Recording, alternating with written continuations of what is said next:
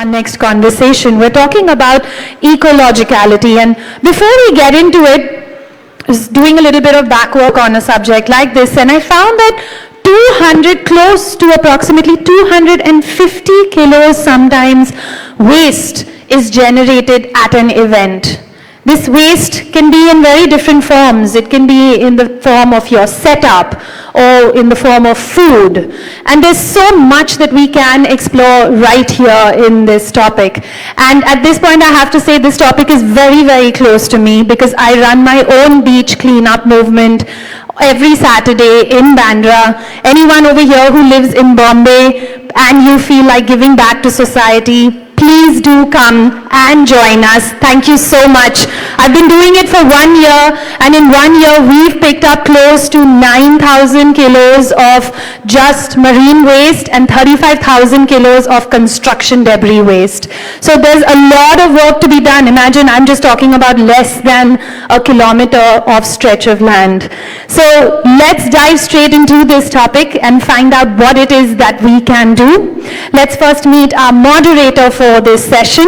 Please put your hands together. Let's welcome onto the stage Ratika Bhatnagar. She is from Pilcrow Communications.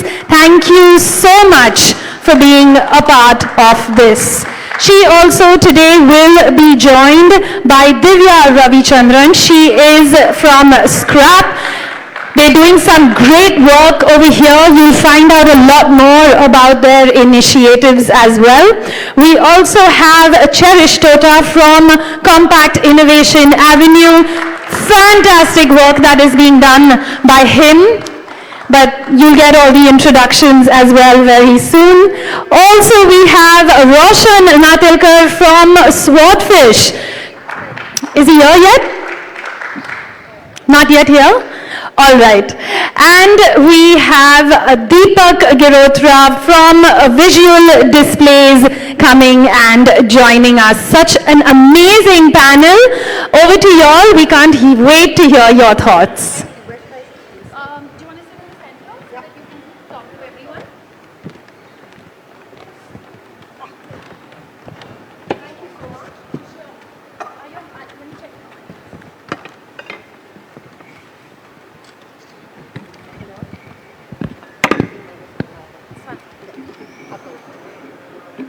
Thank you all so much for having this session. I think we have to tick off sustainability session because that's what everybody is doing now. You know, besides the gender, ensuring all the genders are there, that we have to be sustainable as well. I'm going to request all of you to come closer because it looks very empty. But as we discussed in one of the panels before, sustainability is what everybody is talking about now.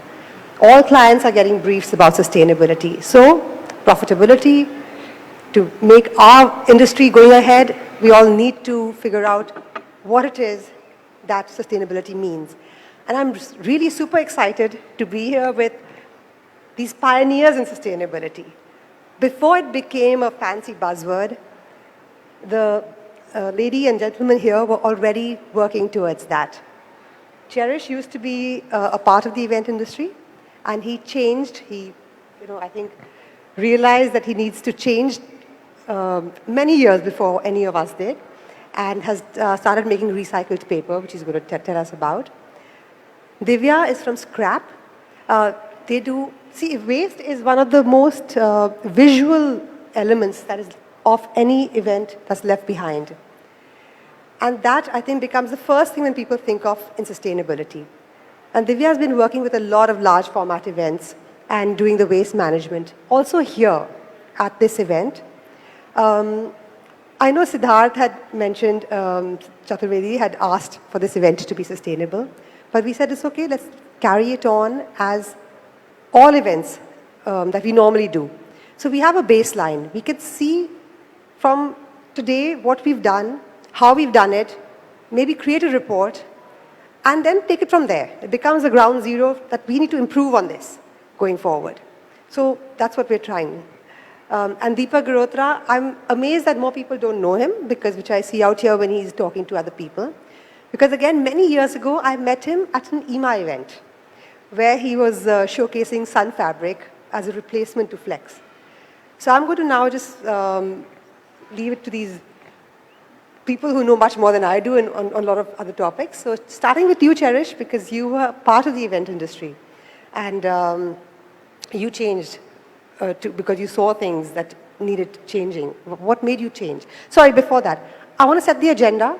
What we're talking about here is what exactly is sustainability? Because a lot of us don't understand the term. It's a very wide term. Secondly, profitability out of it. And do solutions actually exist out here today in our infrastructure to help us pivot? Cherish? Thank you, Ratika. Firstly, can I request everybody here to ensure these plastic bottles are out of our table at least here, right? Is that okay? Yeah, can we just ensure that this is off so that, can you just push it off so that we can just get rid of this completely? Yeah, can somebody come and take these plastic bottles away? At least in the sustainability session, we should ensure that we have optics ready for the future. Thank you. This is wonderful. A steel bottle that is definitely reusable at any given point of time. Thanks. So, the central tenet of sustainability is minimalism, right? But if we propose minimalism to the people here, it is directly opposite of what you do on an everyday basis. Every day, we are ensuring that we sell people things which they don't require and as much as possible to ensure that we have our coffers absolutely rocking. So it is very difficult to get that paradigm shift in terms of thinking sustainably. It's easy to adhere to a sustainability framework, but thinking sustainably is very, very different. And in the process of this whole discussion, I hope to reach out to each and every one of you to start thinking sustainably. And we have solutions. It's just the question of knowledge is all over the place. And our motive is to make sure that you have the wisdom to reach out the right kind of knowledge. That's one part of it, of course. Hello.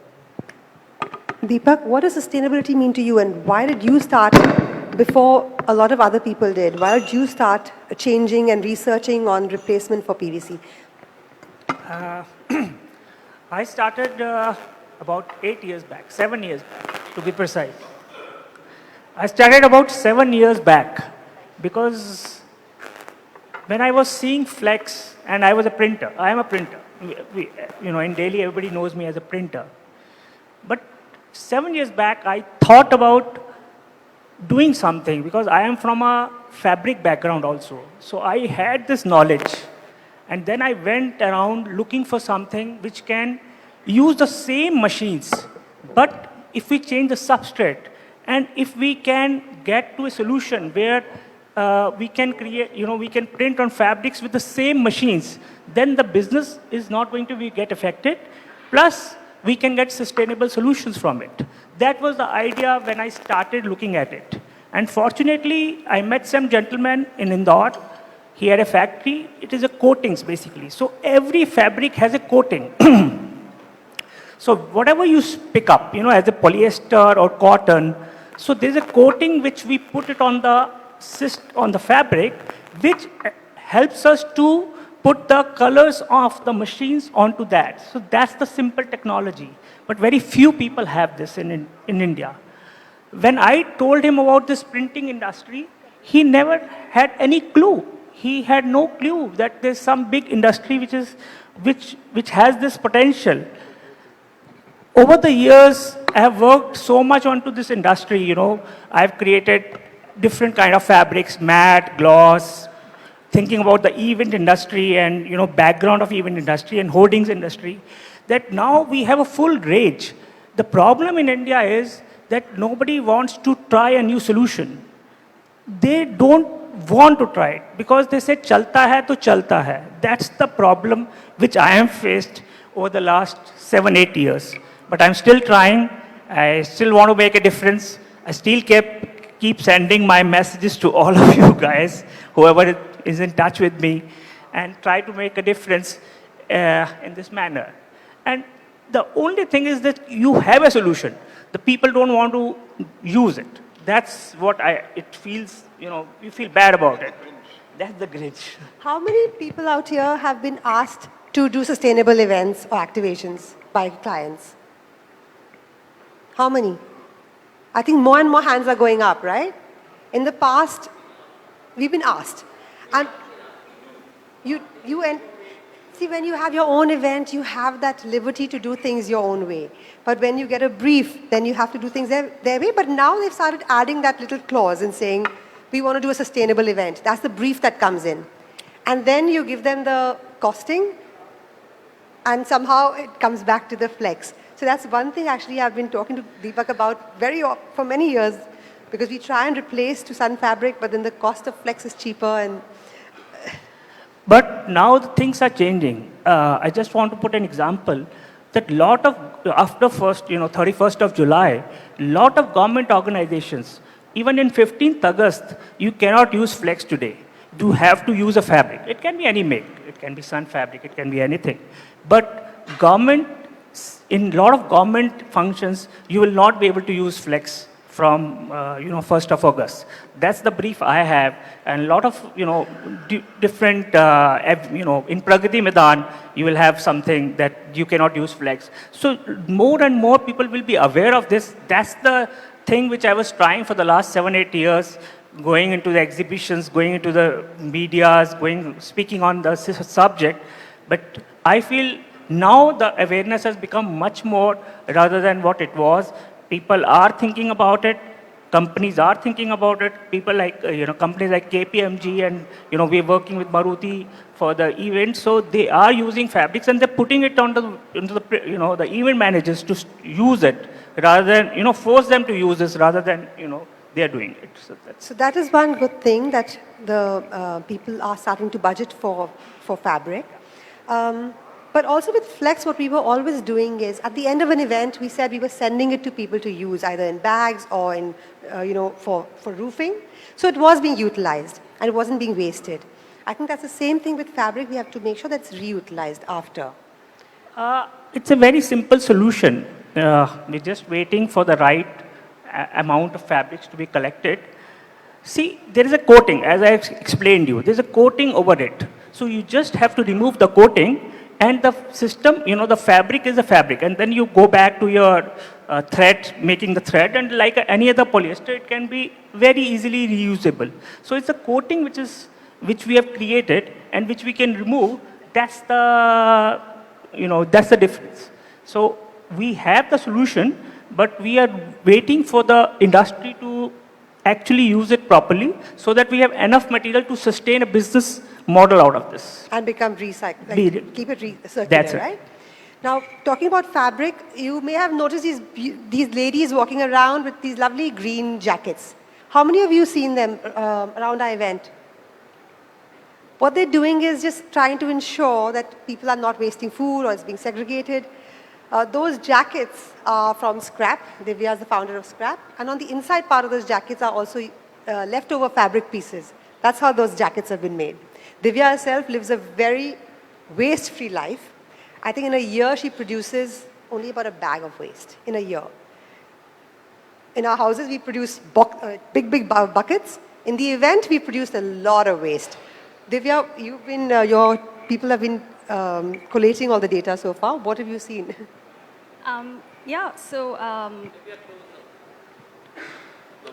Is this better? Yes. Okay. So, really excited that we were able to come, at the Scrap team, we were able to come in and do the waste management for this event and have the opportunity to showcase that to everyone here and to kind of talk about it. With an event, I'm guessing we're about 200, 300 people here. Anyone take a wild guess as to how much waste we're generating on an average per day with just about 200, 300 people? Just any wild guesses? 100 kilos? 1,000 kilos? How much does that 1,000 kilos per person? 5 to 10 kgs per person. Okay. Any other guesses? 300 kilos? Okay, that's kind of close. We're doing over 1/2 ton of waste every single day. This doesn't even include the setup, dismantle, etc. So an event like this with 300 people over a weekend can generate around roughly 2 tons of waste.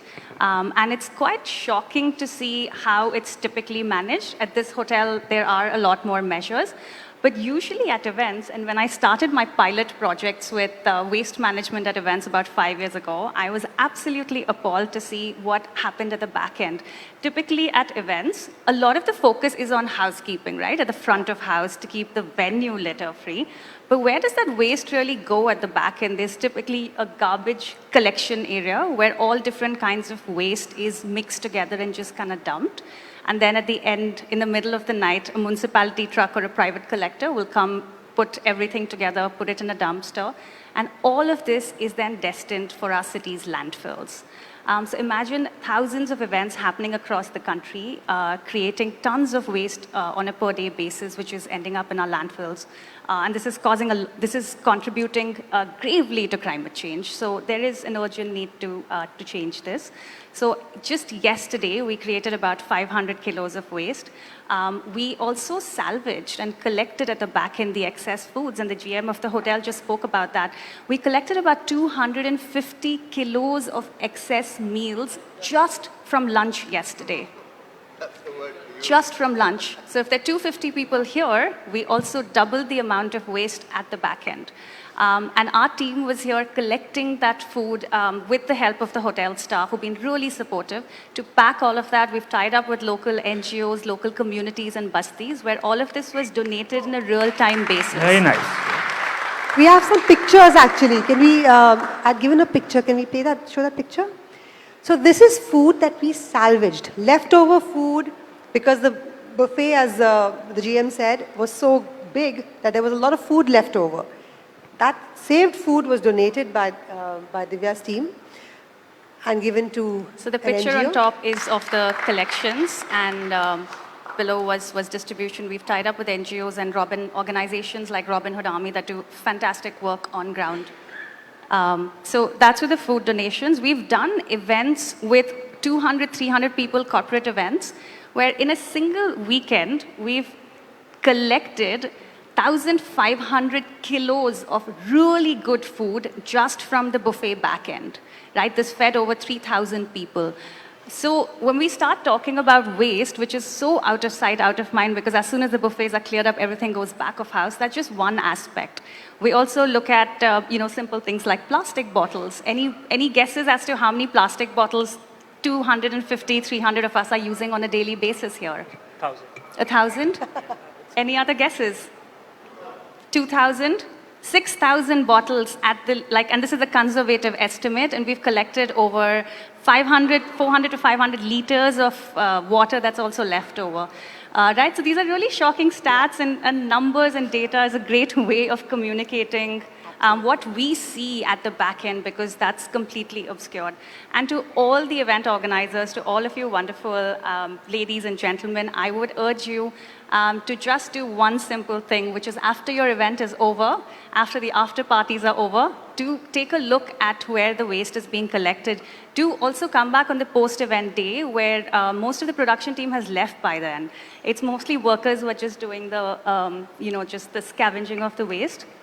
Once you see the venue that is trashed behind after the after the event is over, you'll automatically want to have some very simple, basic waste management measures in place that can totally eliminate this, and just have a leave no trace policy to leave every venue as clean as you found it. One more request. So when you serve yourself lunch today, take as much as you want. Take seconds, take thirds, take lots more, but don't waste, because then that wasted food is going to go in the dustbin. Instead, it could go and feed more children. So that's another request. Event wastage, as you were talking about, a lot of it that's left behind, besides plastic bottles, is packaging.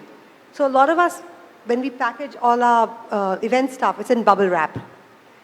Now Cherish has come up with something that's going to replace bubble wrap, and I'm very excited about that. I think he has Thanks. a sample. So, yes, we have the sample, of course.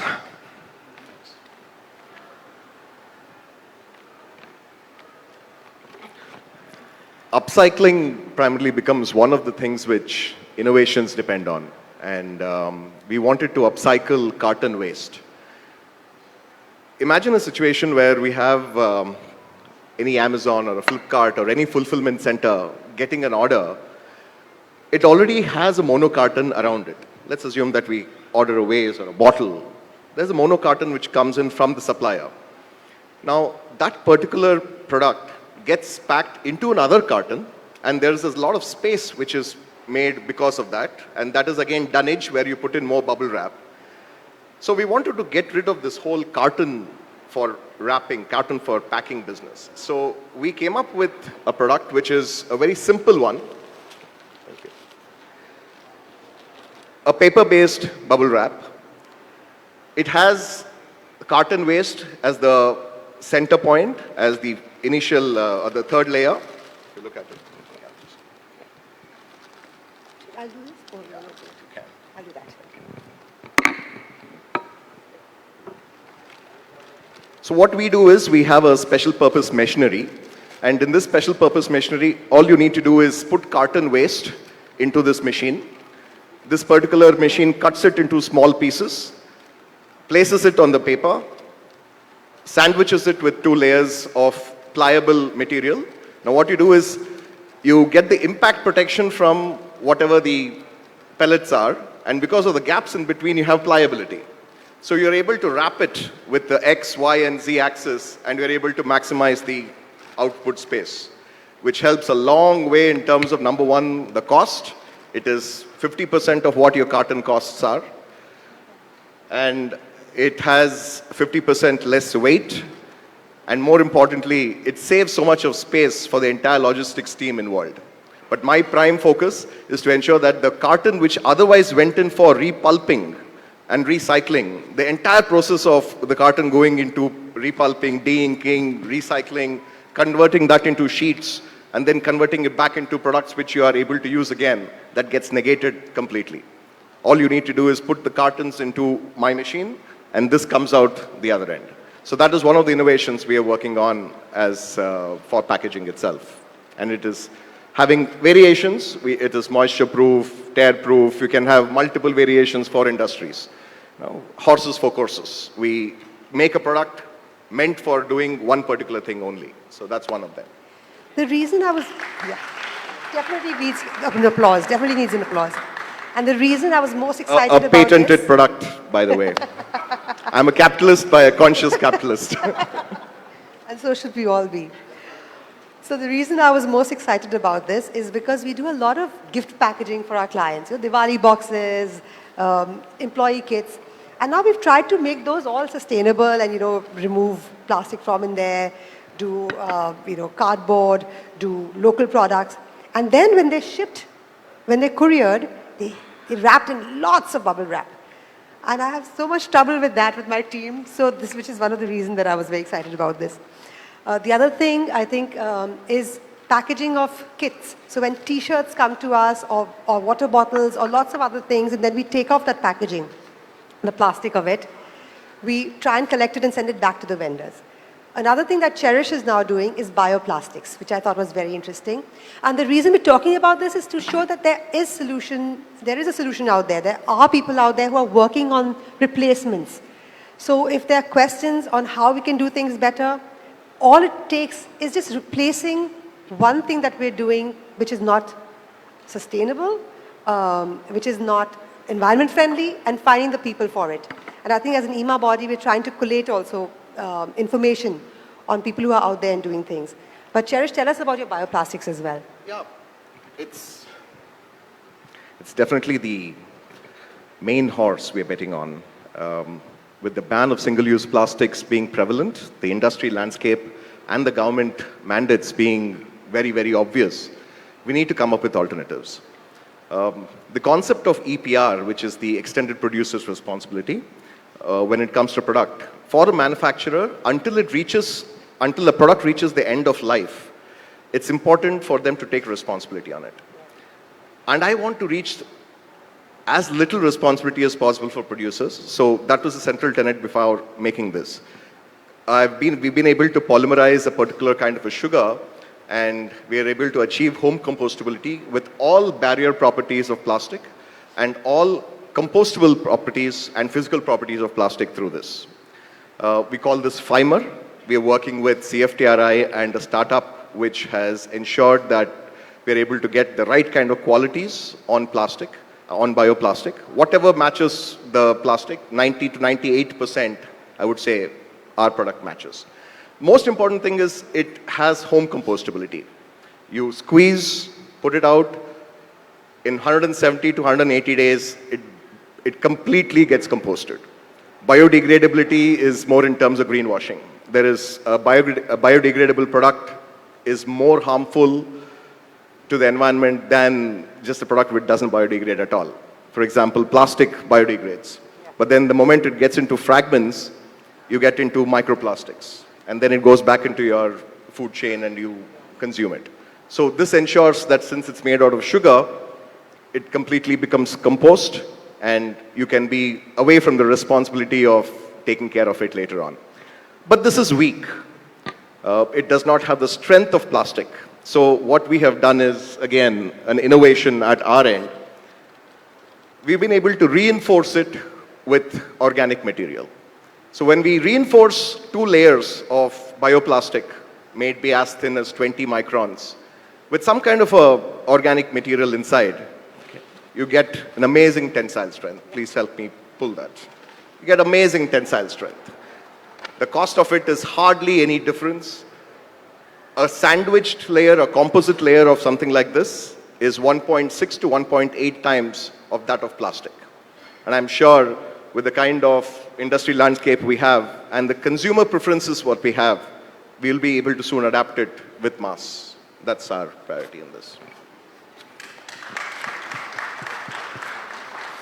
So there are a lot of people doing amazing things in this field, but I think the question is a lot of people don't understand the difference between compostability, biodegradability, and recycling, right? So that's a question that often comes up. What is sustainable? I mean, the PET bottles that we've used out here, so many of them today, those are also recyclable. They go and they get shredded and made into threads, which again makes polyester fabric. So if you talk about it, it's also not bad for the environment, as long as it's recycled, right?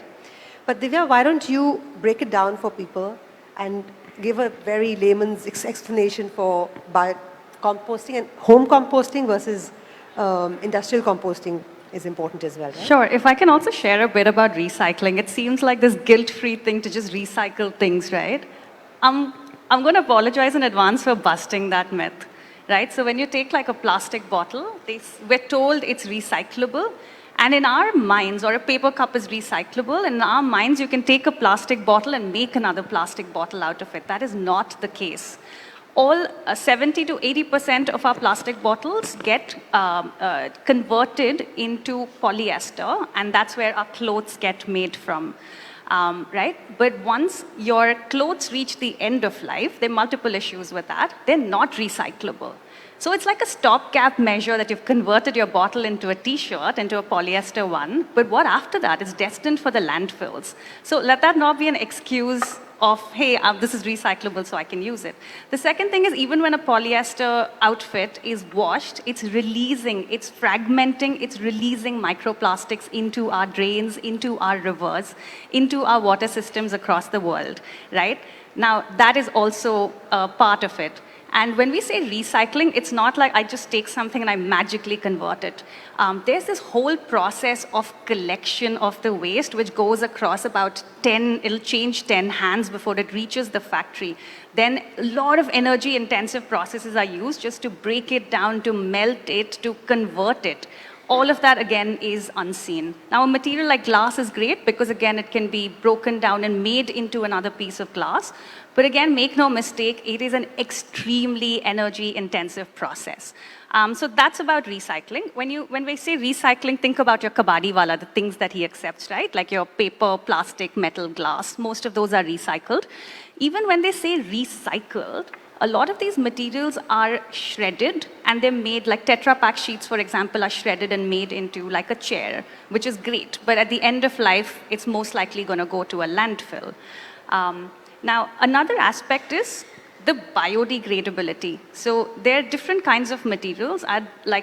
I'd recommend looking at this in 3 broad categories. One is something that can be recycled. It's a man-made material that you can send to a factory to convert it into another material. Another one is organic or biodegradable waste. Think of your banana peel, right? That doesn't need to go to a factory, but if you compost it, which is a very simple natural process, we're emulating nature to convert it into nutrients for your soil. So a lot of alternatives for food and beverage servingwares, like your sugarcane bagasse. Those plates and cups are biodegradable. And the last category is things which are completely non-recyclable, non-biodegradable. That ends up in the landfills. Now, coming to your question of what is biodegradable, what is compostable, like a banana peel, I can take it, I have a composter at home, I've been composting for 5 years. So 60% of India's waste and 60% of a household waste is all biodegradable waste. This doesn't need to leave our homes. You can compost it right there at your home or your building. And even for your event, a lot of this waste can be either sent to a commercial composting facility, to biogas plants, or even piggeries.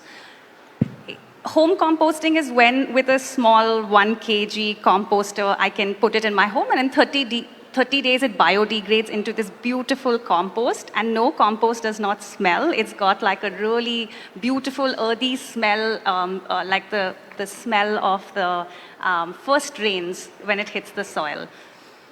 Now, we can't compost. An event will create tons of biodegradable waste. Like the GM said, there's food being prepared in the kitchen. Every day, they'll, just for our event, would create about 200 kilos of waste. You can't do an home composter, so you have larger composters. So if the biodegradability happens Divya, can you also mention the prime difference between biodegradability and compostability? I'm sure most of them would want to know that also, because most of us think that biodegradability and compostability is sort of in the same structure, but we know the levels of difference of how detrimental it is if you just pursue biodegradability only. Would you like to break that down in terms of like what the industry standards are currently? Biodegradability primarily means anything that breaks down with the effects of nature, with the elements of nature.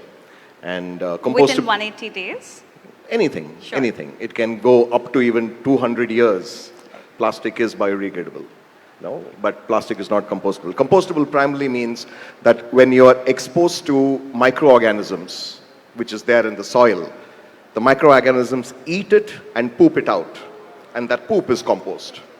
And every product which has to be made, if it is compostable, if it's home compostable, that's the best kind of a fit we should have.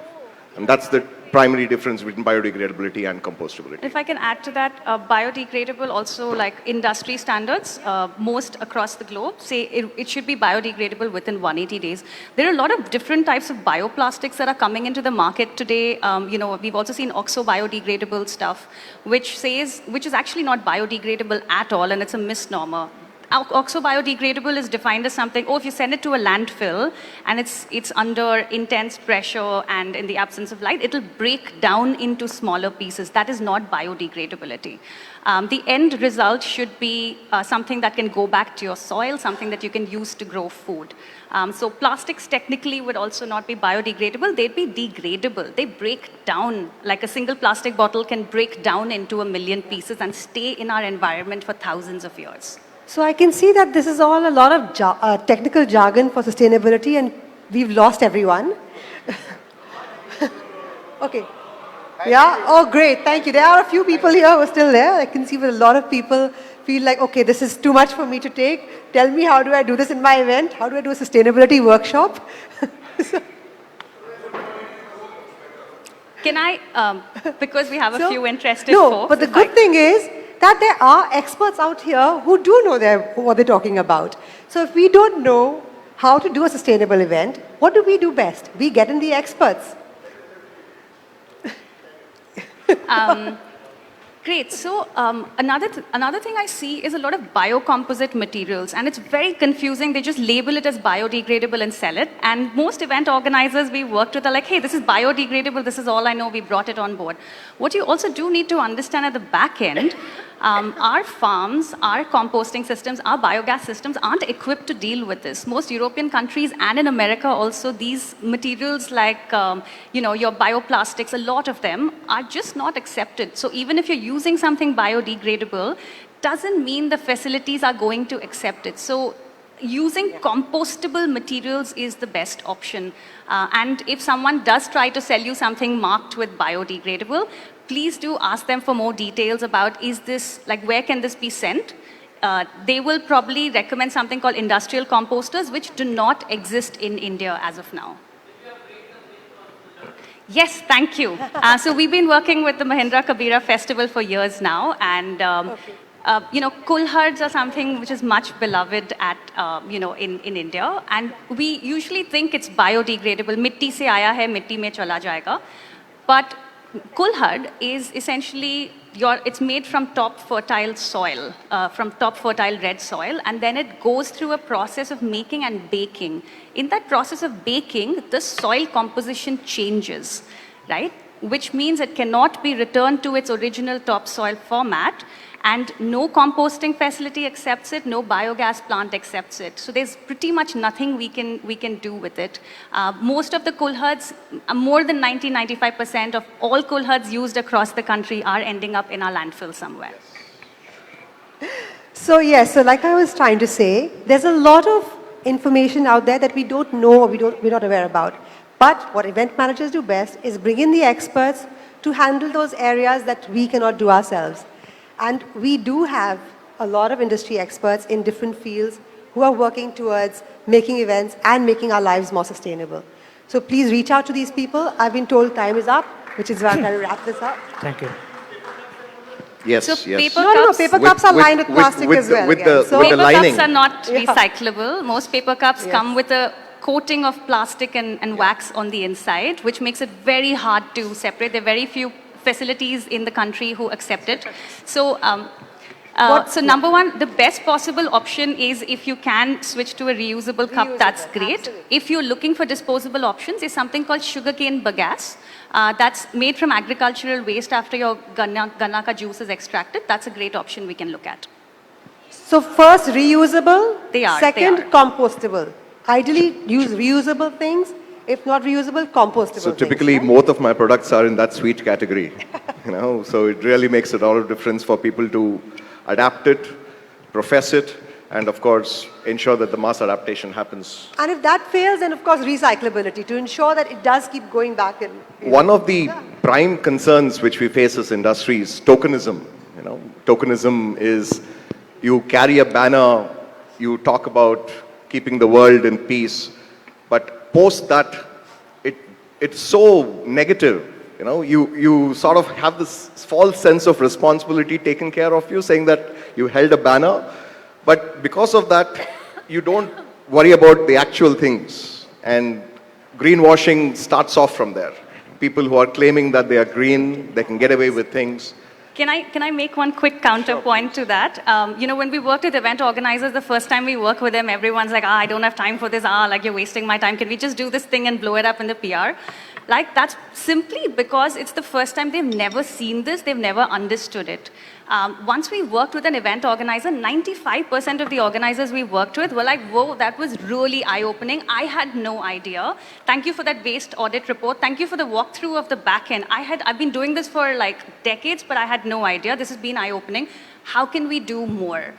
So I think it's on us also to kind of educate, to talk more about this. And I've definitely seen people want to do the right thing. They just don't know what the right thing is or how to approach it often. Thank you all so much. I've been told again and again time is up, so we do need to end this. Yes.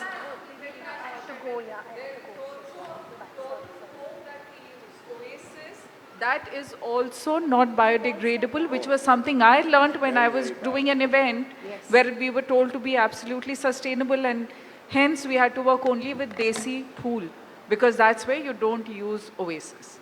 So this is something that was a big learning, and I truly have no answer that what's an option if we are working with cut flowers, but it definitely opened our eyes. So in the end, the awareness is the key. That's what I feel. People don't know the solutions are available, but they choose to ignore it. That's the issue which I Yeah, I feel. think things happen in our industry, like we have to do things so fast that you, at some point you lose all of that, so just let's get this job done, however, and then we'll see later. I'm so sorry, Ritika. I really apologize. I know that it's a very, very interesting session, but you see, the good part is these people are around. And this is what it's meant for, is for you all to have conversations. So maybe you all can continue these conversations, because it's been thought-provoking. Cherish used to be a man who used to be on the other side of this business. I don't know when enlightenment happened, but I'm very glad it happened. So he's one of us, guys. Give him a big round of applause, and everyone, and everybody who's on the panel. What a fantastic, fantastic job, guys. Thank you. Eye-openers.